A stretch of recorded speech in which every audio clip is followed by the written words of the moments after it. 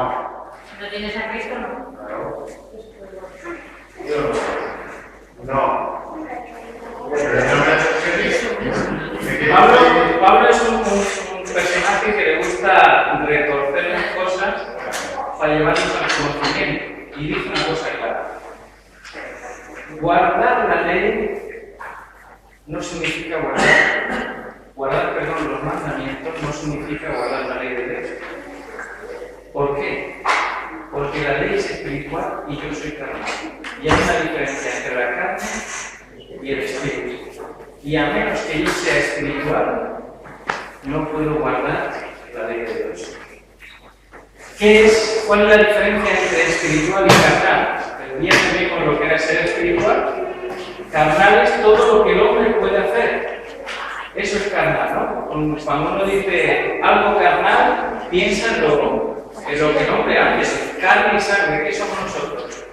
Carne y sangre, pero nuestra guerra, dice la Biblia, no es contra carne y sangre, sino contra espíritus y potestades. Y nosotros nos empeñamos en que esta no me saluda, en que este no me habla. Pensamos que mi guerra es con esta persona, pero en realidad es con aquellos seres que toman posesión de esta persona. Así no entramos al trabajo y peleamos la batalla espiritual y entonces se vencen las cosas. Os voy a hacer unas cuantas preguntas. ¿Comer es algo carnal o espiritual? Carnal. Muy bien. ¿Venir a la iglesia es carnal o espiritual?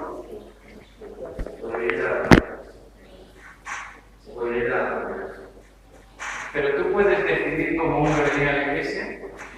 Sí. ¿Carnal? Venir a la iglesia es carnal. ¿Predicar es carnal o espiritual? Carnal, yo puedo predicar. Otra cosa es transmitir un mensaje. Eso es espiritual. Pero los que llevamos tiempo predicando podemos coger un tema y en 2 minutos hacer un culto. Y no es espiritual, es carnal. Ahora, lo espiritual tiene que ver con lo que yo no puedo hacer. Por ejemplo, yo un día me levanto y digo, a partir de hoy no voy a tener rencor. ¿Eso lo puedo hacer yo? Entonces eso no es carnal, es espiritual. Eso solamente lo puede lograr el espíritu. O decir, hoy no me voy a enfadar con nadie. Y siempre que te propones eso, todo el mundo te hace la figura con el coche, el otro no sé qué, el otro sí. Si no es espiritual, no lo puedes lograr. Pone esta funda. Que estoy grabando. Calla ya. ¿Podemos guardar la ley de Dios? Decíamos, sí, no, sí o no. Si la ley es espiritual y yo soy carnal, estamos en 2 planos diferentes. Y por más que me esfuerce, si la ley es espiritual, yo voy por aquí, y yo voy por aquí, por más que me esfuerce, no voy a guardar la ley de Dios. Porque está en un plano totalmente diferente. Que es suya. Los mandamientos son importantes y la Biblia, y Pablo mismo dice, la ley es buena, el mandamiento es santo y es justo. Él no está negando la ley, pero nos está diciendo algo más. A ver quién me lee Romanos 7:7. Romanos 7:7. ¿Qué pues diremos? ¿La ley es pecado? De ninguna manera. Pero yo no conocí el pecado, sino por la ley. Y tampoco conocería la codicia, si la ley no dice, no codiciarás. Muy bien. Fíjate que manda qué versículo ha escogido. De la ley de Dios, escoge uno que tiene que ver con lo que el hombre no puede hacer. Porque no codiciar es algo que puedes hacer espiritualmente, pero carnalmente no. Tú te propones decir, no voy a codiciar y algo va a pasar, que vas a ver unos zapatos, un coche, un reloj, un puesto, lo que sea, que no vas a codiciar. Y entonces Pablo dice, ¿cómo sabía yo ¿Qué está mal? Si no hay una ley, No no le sé. cabe, no. La ley es buena porque me dice que está mal. Pero la ley no me hace espiritual. La ley solamente me muestra el pecado. La ley no me puede cambiar. La ley me muestra el pecado. Pero la ley es importante. Esto es un problema que tenemos muchas veces con las iglesias pentecostales, ¿verdad? Dice que nosotros somos muy legalistas y que la ley ha muerto y que eso ha quedado justificado en la cruz y todas esas cosas. Y cogen algunos textos de Pablo como este, diciendo que la ley es espiritual, que es carnal, y que entonces es imposible, que la ley ya no podemos cumplir a nosotros. Pero Pablo nos va a dar una lección importante en este libro de Romanos. Nos va a decir que hay una manera de guardar la ley de Dios, y es haciéndolo espiritualmente. Guardar mandamientos nos hace parecer buenos. Si tú tienes que determinar lo que es un buen cristiano, una buena persona, lo haces por lo que ves por fuera, ¿no? Pero si tú ves una persona que está bien en la iglesia, que no tiene problemas, que no dice cosas fuera de lugar, esa persona parece una buena persona. Y si guarda los mandamientos, parece una buena persona. Los fariseos y los saduceos de la época de Jesús eran las personas más correctas que había en el mundo. Pero Jesús dice, por fuera sois blancos, pero por dentro, ¿qué son? Estáis llenos de poder. Por fuera sois fachada, pero por dentro no hay nada. Solo muerte. Es duro lo que dice Jesús, ¿eh? Es una condenación pública muy dura a los fariseos, porque eran impolutos en la ley, hacían todo, colaban el diezmo, hacían el diezmo, y la 10ª parte del comino, fijaos si es chiquitito el comino de la mujer, el eneldo, que son las ramillas, esa finilla, hasta eso lo diezmamos. Si tengo 10 granos de eneldo, pues uno para aquí. Y luego dice el Señor que os traguéis lo más grande, la justicia y la misericordia. Guardar mandamientos nos hace parecer buenos, pero no nos hace buenos.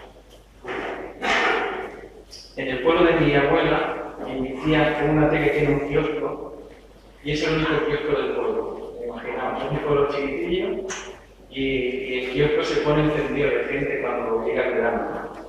Y algunos veranos que no íbamos para allá, pues me iba con ella al kiosco.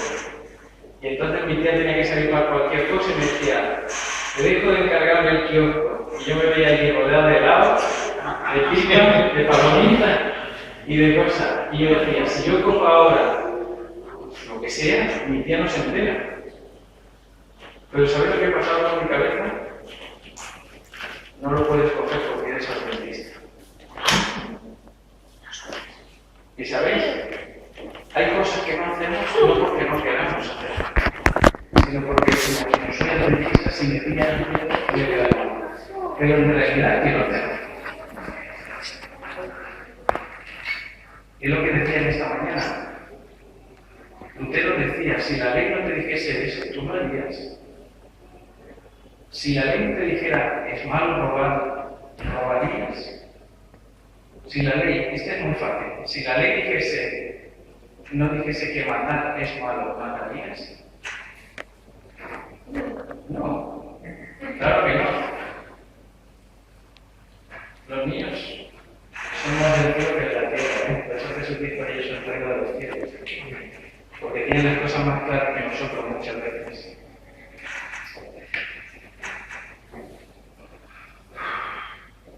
Una vez, una persona de la iglesia me dijo, Salomón, qué espabilado que era Salomón. Hizo lo que le dio la gana y al final se arrepintió y Dios le perdonó. ¿Qué me estaba diciendo esa mujer? Yo me hubiera gustado hacer todo lo que hacía Salomón. Para mí la felicidad es vivir la vida, hacer lo que me da la gana, pero no me atrevo a hacerlo porque soy adventista.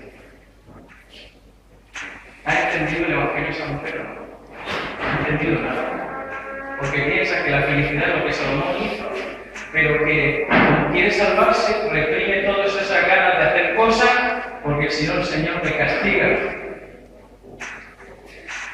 O la mujer que me vino un día, se bautizó y a los 5 años así estaba en el consejo de iglesia, y la tengo en el consejo de iglesia, y me vino una jovencita para bautizarse, y tenía pendientes. Y cuando ella se bautizó le dijeron que se tenía que quitar los pendientes. Y entonces ella se quitó los pendientes. Pero porque tenía que bautizarse. Entonces cuando llega esta niña con los pendientes, dice, no. Si a mí me quiero quitar los pendientes, esta también se los quita. ¿Había entendido algo esa mujer? ¿Por qué se quitó los pendientes la mujer? Porque pensaba que de esta manera se iba a zafar. Muchas veces me preguntan, ¿se puede llevar joyas en la iglesia o no?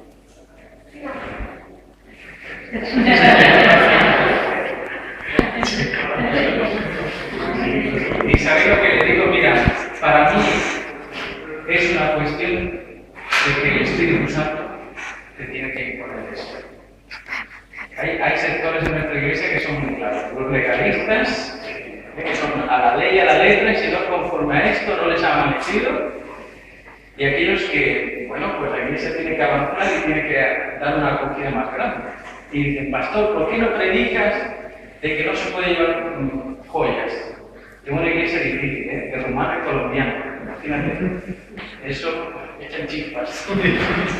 Porque unos son muy liberales y otros son cuadrados. Nunca predico sobre las joyas en la iglesia. Pero una vez una persona me dijo, ¿por qué has hecho este estudio bíblico de la persona sobre las joyas? Yo le dije, porque nosotros como adventistas hasta el día de hoy creemos estas cosas. Y yo lo voy a predicar. No lo voy a predicar en el púlpito, pero yo le tengo que decir para que ella lo conozca. Otra cosa es que el Espíritu Santo le diga que se los quite los pecados. Eso no significa que no se va a salvar o se va a perder. Pero el Espíritu Santo le informa lo que tiene que ser. Es igual que ser vegetariano. Tú no necesitas ser vegetariano para salvarte. Hay personas en nuestra iglesia que consideran que si comes carne no te vas a salvar. Es bueno ser vegetariano. ¿Por qué? Porque pues, nos quitamos de muchas más enfermedades, pero no es prescindible para salvación. Pero sí para tener una relación con el Señor, porque tu cuerpo es templo del Espíritu Santo. Entonces, el principio es tu cuerpo es templo del Espíritu Santo, y eso es el Espíritu que lo debe hacer, no los hombres. Es el Espíritu. Tenía una mujer cubana. En Cuba no se pintan ni los hombres en la iglesia. Y cuando vino a la iglesia, se maquillaba, no se puso uno, se puso 3 pendientes, una mujer mayor, Y yo decía, ¿cómo en tu país no llevabas nada? Y llegas aquí y te cuelgas más que todas. Porque en mi país no me dejaba. Y entonces entendí esto. Hay muchas cosas que no hacemos, aunque en realidad queremos, pero no las hacemos porque soy adventista. Y los adventistas no hacen eso. Eso no se ha entendido lo que es el objetivo de la ley. Porque la ley es espiritual y tú eres carnal. Mientras tú hagas de esta manera, no puedes cumplir la ley de Dios, aunque no lleves joyas. Cuando te las has quitado para que los demás piensen que tú eres un buen adventista, entonces no hemos entendido nada.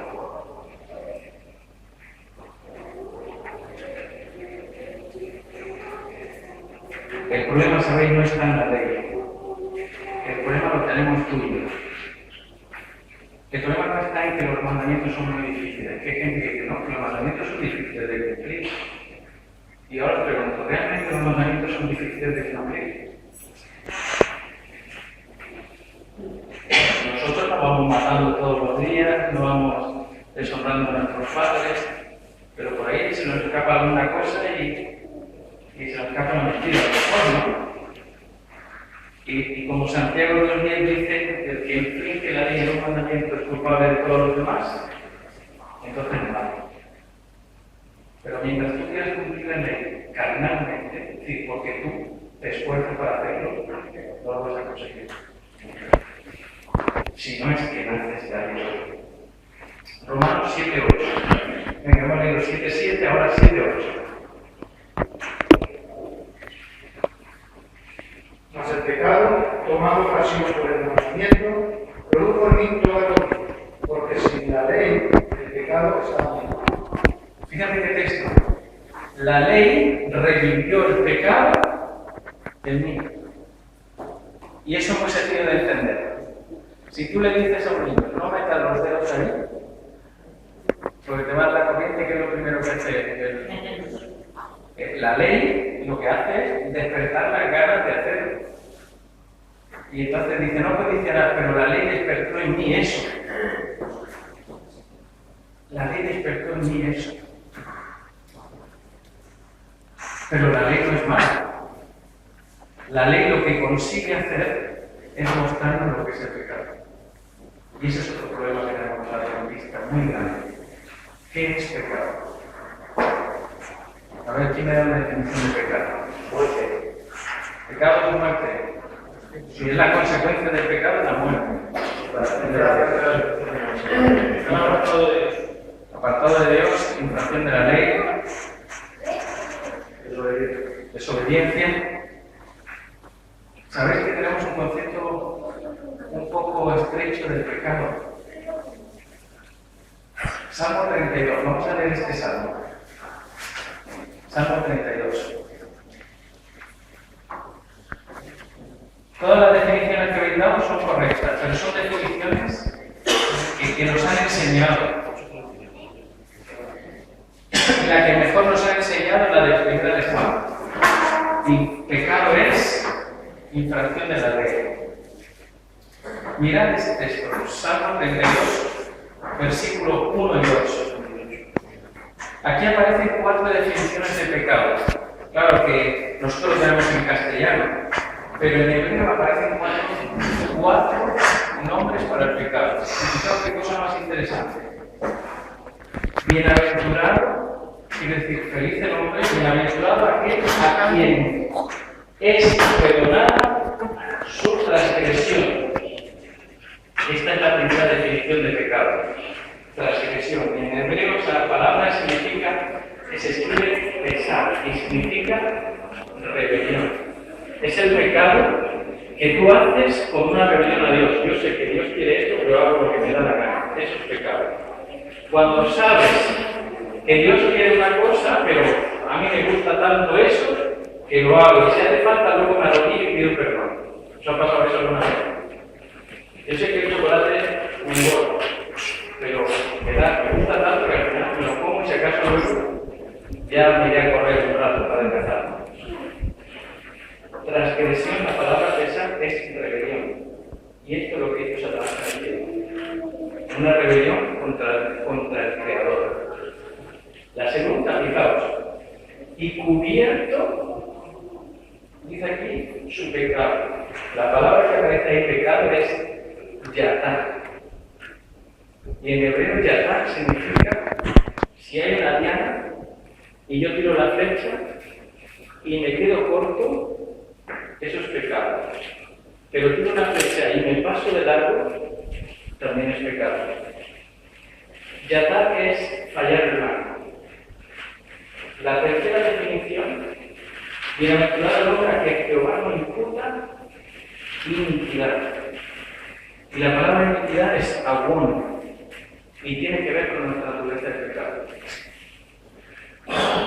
con nuestra distorsión moral a causa del pecado. Y la última, bienaventurado dice, en cuyo espíritu no hay doblez de espíritu. Esa expresión doblez de espíritu es reillar, que quiere decir tener dos caras. Ser de una manera en un lugar y ser de otra manera en otro lugar. Fijaos qué cosa interesante.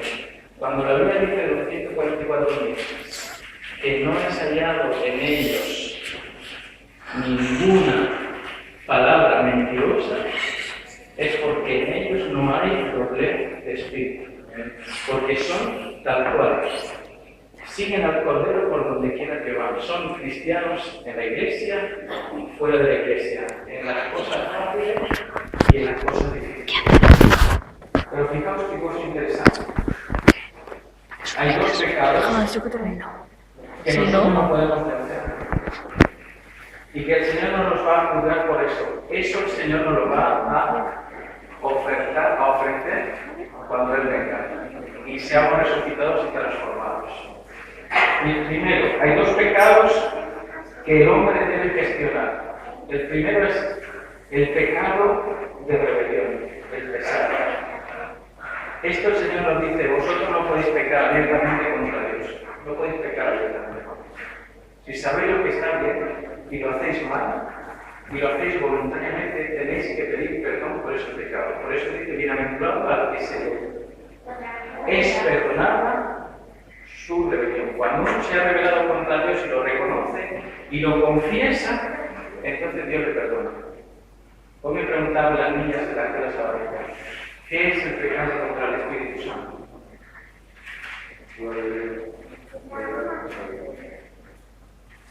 Es una rebelión absoluta. Hago lo que me da la gana. Y cuando yo estoy haciendo lo que me da la gana, el Espíritu Santo ya no lo oigo. Y como ya no lo oigo, ese pecado no se puede perdonar porque no es confesado. Todo pecado que es confesado, dice la Biblia, es perdonado. Pero si yo hago algo y al final llega a formar parte de mi vida eso y no lo confieso, no puede ser perdonado porque no es confesado. Ese es el pecado contra el Espíritu Santo. Lo he negado tanto, no lo reconozco como un pecado, pues ni lo confieso.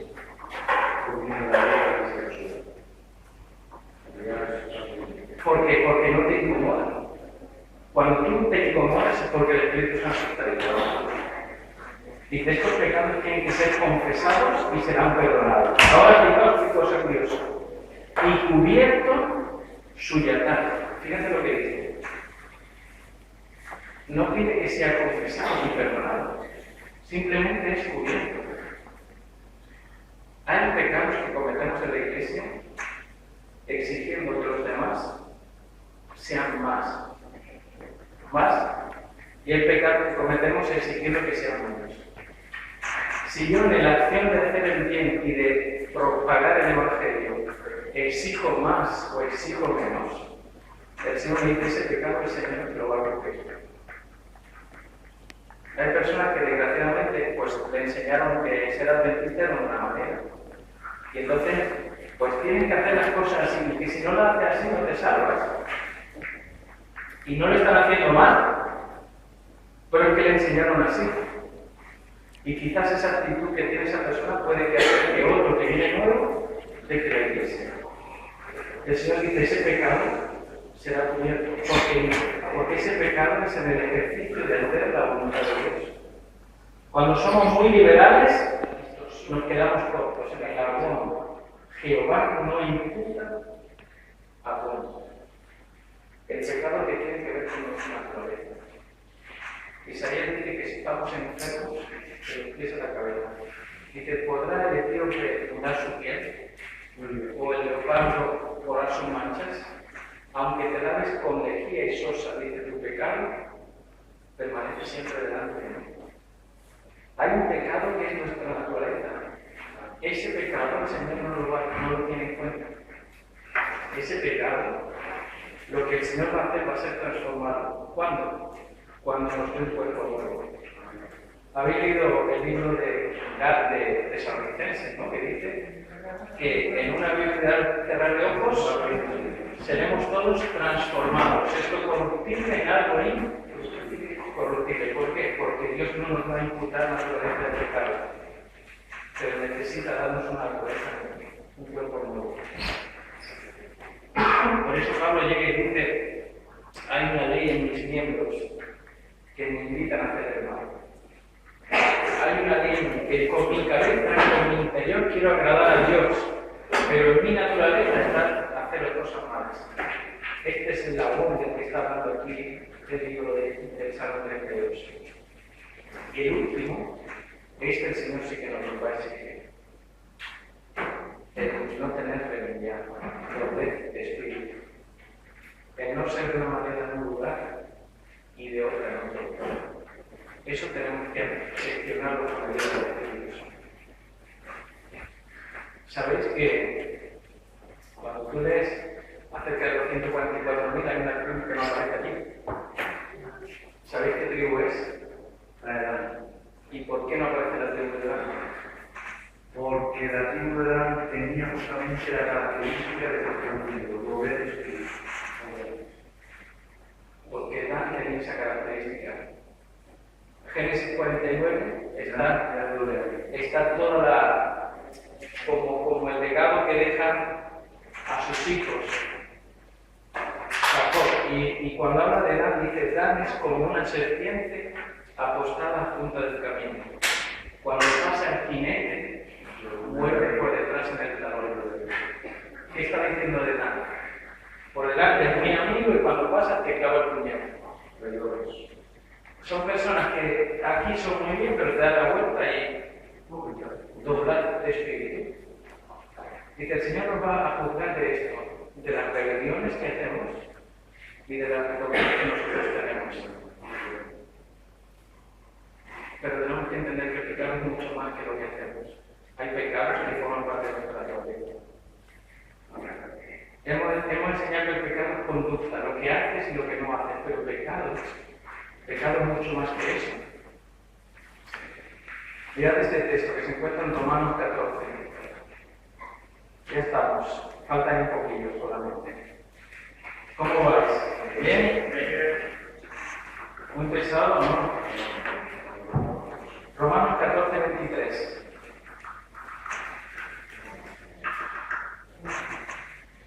¿Quién lo tiene? Pero el que duda sobre lo que come es condenado, porque no lo hace con fe. Y todo lo que no proviene de fe es pecado. ¿Qué os parece esta definición? ¿Cuál es más difícil de cumplir? ¿O cuál es más difícil de predicar? O al revés, ¿cuál es más fácil de predicar?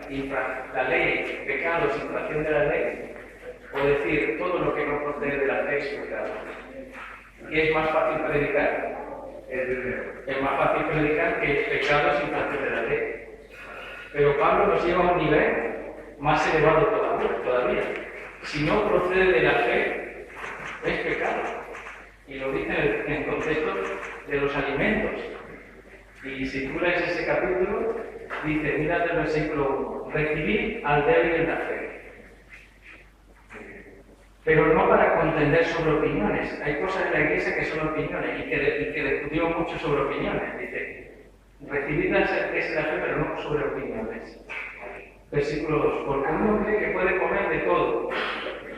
Fijaos lo que dice ahora. Pero el débil come de cumbres. ¿Qué os parece? Está diciendo, había alimentos, no está hablando de los alimentos que no se pueden comer por Levítico 11. Está hablando de los alimentos sacrificados a los ídolos. Pablo va a decir en otro texto, nosotros sabemos que los ídolos ni nos pueden bendecir ni nos pueden maldecir. Porque tienen oídos y tienen ojos, pero no pueden hacer nada.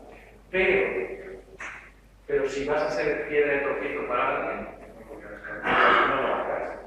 Entonces, había animales que por la ley de Moisés, de Levítico 11, se podían comer, como un cordero, por ejemplo, pero había sido sacrificado a un ídolo. Y entonces la carnicería esto los ponían más baratos. Y entonces, pues, si tú querías comerte un cacho de carne, pues ibas y lo comprabas. Pero si alguien te veía que comprabas un cordero que había sido sacrificado a los ídolos, se escandalizaba. Y este es de la iglesia.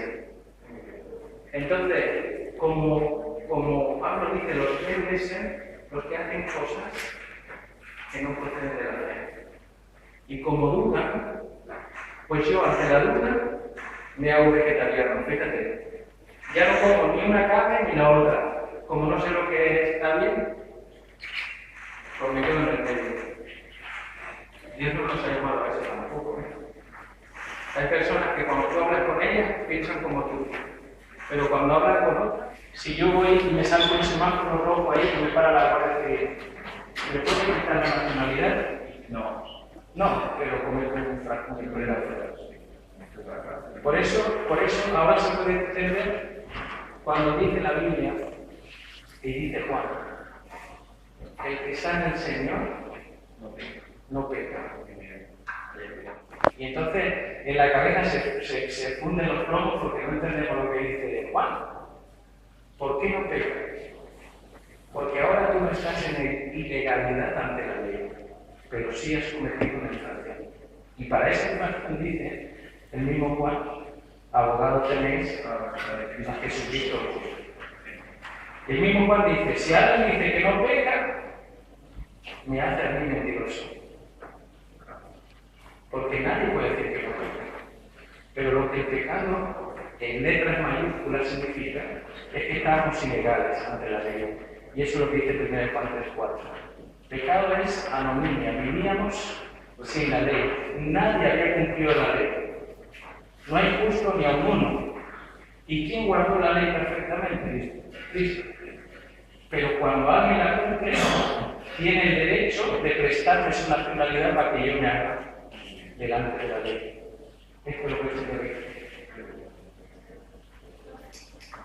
Cuando tú entiendes eso, entonces no es que te dé rienda suelta para que peques. Porque no estoy diciendo eso, ¿no? Entonces Paco está diciendo aquí que ya podemos pegar porque el Señor lo ha hecho todo, no estoy diciendo eso. Estoy diciendo que el Señor nos ha legalizado ante la ley y ahora, si la ley es espiritual, yo estoy en condición de guardar la ley. Pero si fallo, recurro a mi abogado, que es Jesucristo justo. Entonces el pecado ya no es vivir fuera de la ley, sino que el pecado se convierte en un accidente en mi vida. Se convierte en un accidente.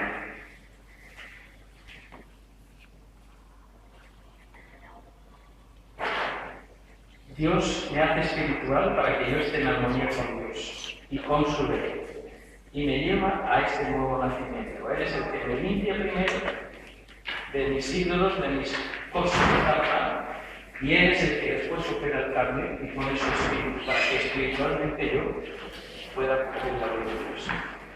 Y entonces la ley de Dios ya no se convierte en una carga, sino en una bendición. Y la ley en realidad nos salva, pero nos conduce a aquel que nos puede salvar, que es Jesucristo. Por eso Colosenses dice que Cristo es el fin de la ley. Que los pentecostales, los evangélicos dicen, bueno, como es el fin, es el final. Pero no es eso, sino como la consecuencia, el objetivo de la ley es Cristo. Porque la ley es un medio que te conduce al Señor. No salva, pero te conduce al que te puede salvar. La ley, lo estudiamos cuando estudiamos la escuela sabática de Romanos, ¿os acordáis? La ley es un espejo que te muestra el pecado, pero te conduce, no te puede... O sea, si yo tengo un espejo aquí y me dice que tengo una mancha, solamente me dice que tengo una mancha, pero no me limpia la mancha. ¿Quién te puede limpiar la mancha? Ezequiel dice, yo te limpiaré de todas esas cosas. Y ese es Jesucristo. Romanos 10, versículo 19. Este texto me gusta muchísimo. Y hoy lo hablaba con David. Este texto es el texto que creo que define muy bien lo que es creer en Dios. Romanos 10, 19.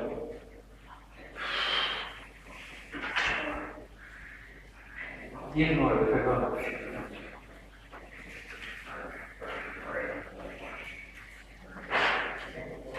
Que si confesareis con tu boca que Jesús es el Señor y creyereis en tu corazón que Dios le levantó de los muertos, serás salvo. Fijaos qué cosa interesante. Que si confesareis Sí.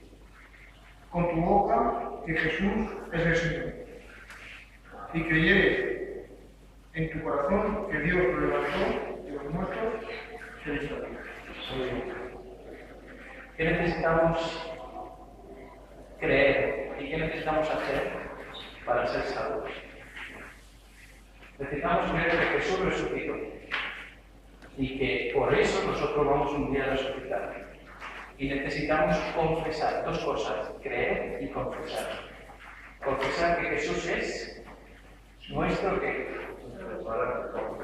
Señor, no dice nuestro Salvador. Fijaos qué cosa interesante. Hay muchas iglesias que creen en Jesús como su Salvador, pero muy pocas lo confiesan como Señor. ¿Qué significa aceptarlo como Señor? Dios. Es decir, Él es el Señor de mi vida y no hago lo que me da la gana, sino hago lo que el Señor cree que va a dar a mi vuelo. Y entonces, si el Señor me dice, te tienes que quitar esos ídolos, me los quitaré, no porque me lo diga nadie, sino porque me lo dice aquel al que yo amo. Y entonces, esta es la obra del Espíritu Santo. Este es el poder del Espíritu Santo. ¿Y qué pasa cuando yo confieso en mi vida que el Señor es el Señor de mi vida? Que soy el testimonio de un grupo y no necesito hablar. Mi testimonio personal va a decir qué tiene este que no hace diferencia. Y cuando tú y yo tomamos esa decisión, sucede ahora algo beneficioso. Mateo 10, 32. Terminamos con este texto. Mateo 10, 32.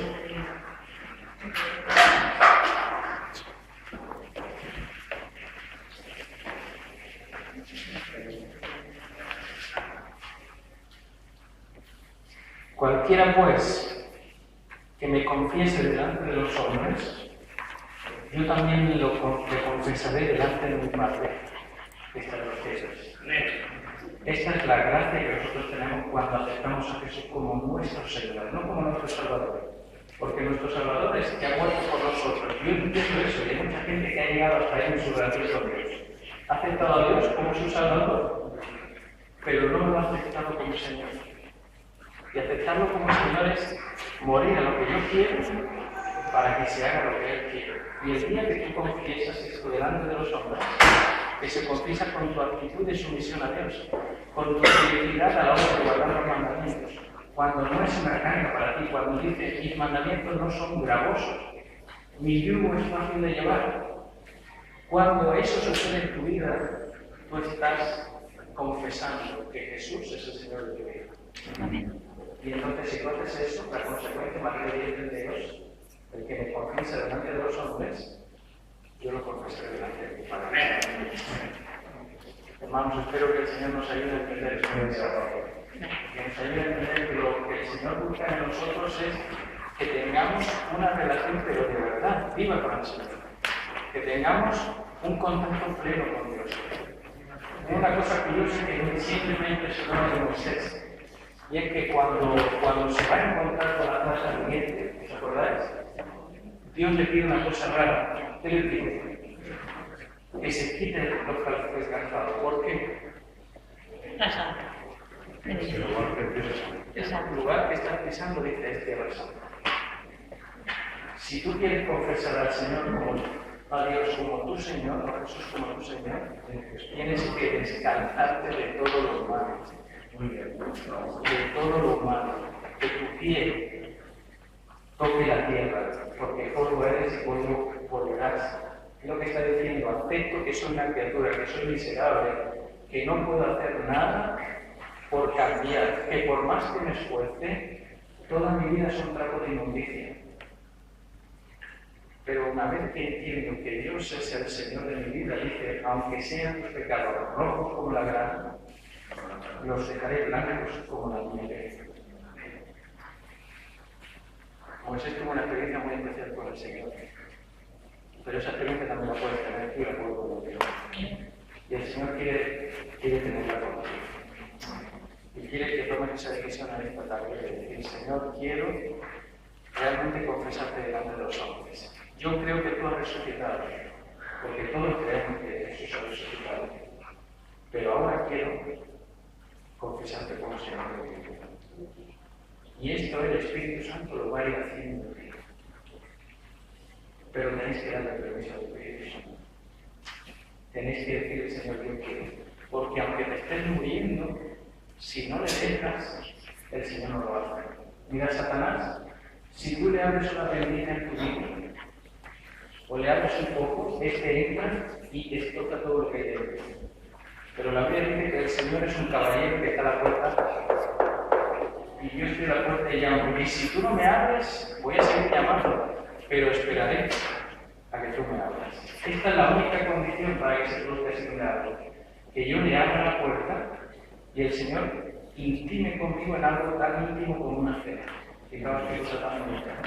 Cenaré con él. Y cenando con él, será mi hijo y yo seré su Señor. Seré su Señor, seré su Dios. Que el Señor os bendiga muchísimo, que os ayude a crecer mucho espiritualmente y a crecer como iglesia también. Pero que os ayude en el conocimiento de las Escrituras. Que la fe es un regalo del cielo, pero es un regalo que debemos reconducir, que es algo que debemos poner en práctica, para que un día el Señor también pueda ser glorificado por nuestro testimonio. Que Dios os ayude y doy gracias a los líderes de esta iglesia, a Eugenio y a los ancianos también por esta oportunidad que me habéis dado. He disfrutado muchísimo, yo creo que mi mujer igual. Mis hijas les ha encantado la música, ahora cuando lleguen a Tenerife me van a decir, ¿dónde están los timbales y las palmas y las cosas? Pero bueno, gracias, que el Señor les bendiga muchísimo y esperamos que a lo mejor el año que viene nos veamos de nuevo. Amén.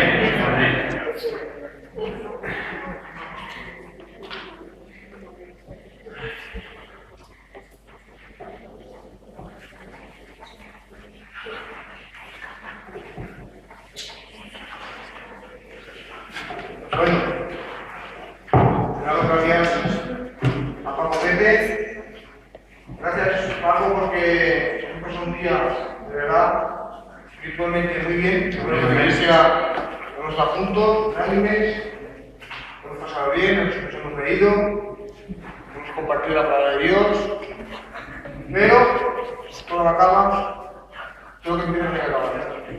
Entonces, yo voy a pedir al coro, por favor, se ponga, poner unas alabanzas, a que Paco Pepe pueda llevar esto de corazón también, ya que por ahí no puedes buscarlo, ya que estás aquí en tu casa, puedas llevarlo de corazón. Como tú, una gran idea en tu corazón, ¿verdad? Jesucristo dice que Él es el pámpano, Él es la raíz, y nosotros somos las ramas. Si nosotros permanecemos en la raíz, llevaremos fruto. Pero si nosotros queremos salir de Jesús, esta rama se parte y queremos ir solos, lo único que vamos a hacer es que nos quedemos y que muramos. Por eso tenemos que estar agarrados a la raíz de Cristo Jesús. Por eso la aplicación que ha traído Paco es que tenemos que vivir con Cristo Jesús. Amén. Cuando nos levantemos, poner nuestra vida a disposición de Cristo Jesús. Todo lo que hagamos, primeramente, en Cristo Jesús. El comer, el beber, el salir, el trabajar, todo lo pongamos a la voluntad de Dios. Hermanos. Vamos a hacer nada.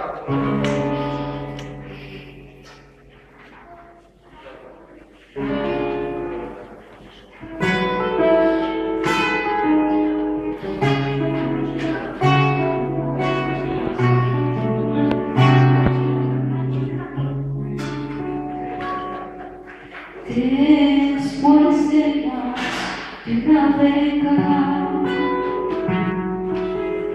luchando y peleo contigo la vida, yo sé los tropiezos y caídas, he perdido la cuenta, y riendo y muchas veces llorando, pero sé cuál es mi meta.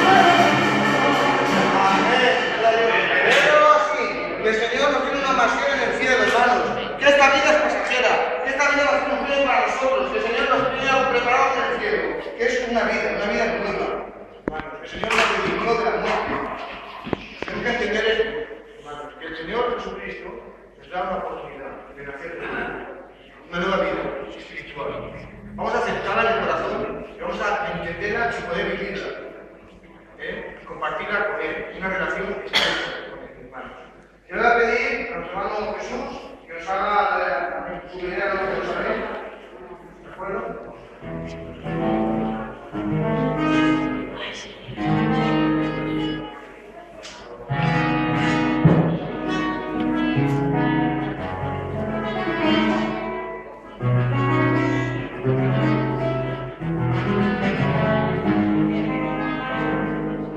Yo he intentado ser fuerte contra el viento y la marea, procurando estar firme cuando ha venido la prueba. Con mis propias fuerzas yo habría llegado, si no fuera por mi Cristo hace ya mucho tiempo habría abandonado. Pero de temas alejando, a la carne, mientras se contempla. La que Cristo no haga sentada, Él se encuentra nueva. Y pregunta de mano y sigue peleando, que vale la pena. Y subiré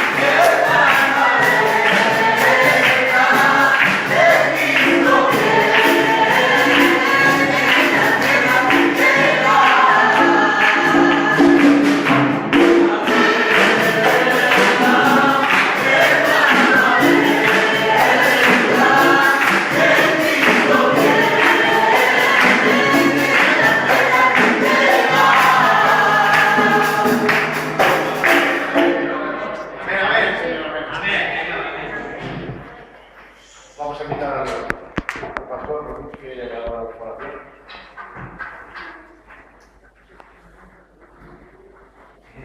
Vamos a orar. Bendito Dios Padre, te damos gracias, Señor, porque un día te conocimos. Conocimos, Señor, el mensaje de tu Evangelio. Padre querido, estamos gozosos y contentos por ello. Padre, pero te pedimos que nos sigas animando cada día. Que nos sigas, Señor, haciendo más espirituales cada día. Para que podamos llevar a cabo bien el mensaje que tú tienes para nosotros, oh Dios. Y podamos crecer en santidad, Dios mío, para llegar con tu ayuda y por los méritos de Cristo Jesús a la plenitud de Cristo.